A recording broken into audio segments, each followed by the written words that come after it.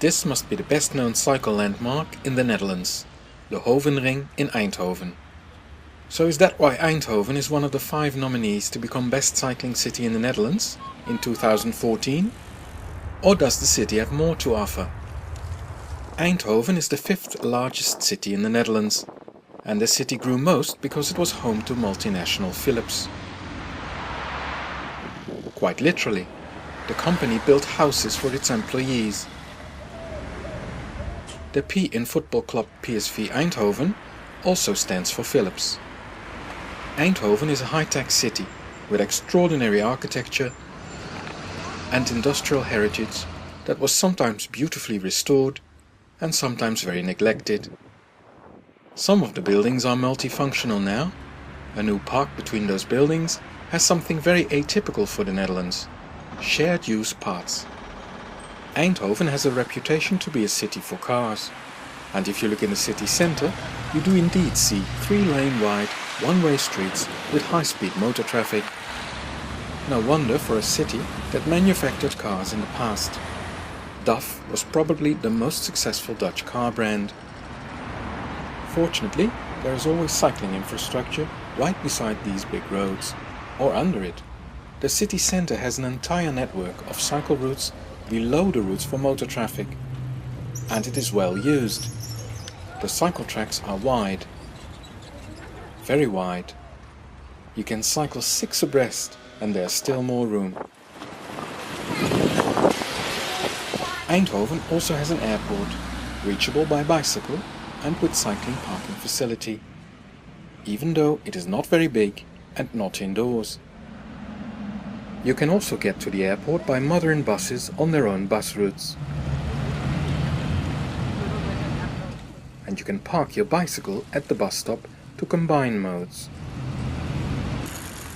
Where the routes for the bus and bicycle cross, there is a clear and safe crossing.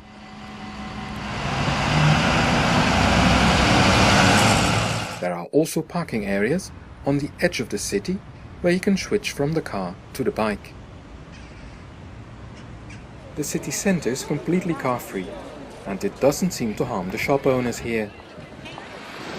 There is a lot of bicycle parking in the city, and the best is a centrally located underground bicycle parking facility. Rolling paths take you underground, and the spacious below-ground area has many double-layered racks where you can park your bicycle free of charge, but guarded.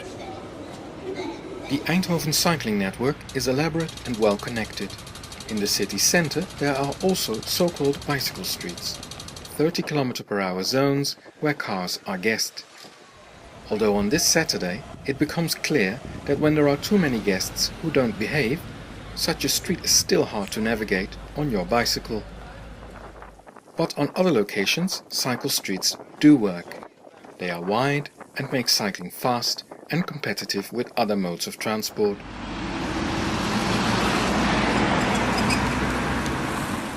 It is great to see that Eindhoven builds a lot of new cycling infrastructure. This is a cycle lane in 2012, but it was replaced by a protected cycle track.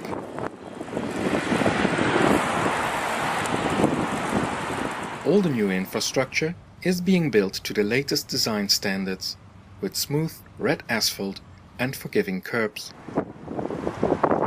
Eindhoven is also building a fast cycle route all around the city, inaptly called Slow Lane.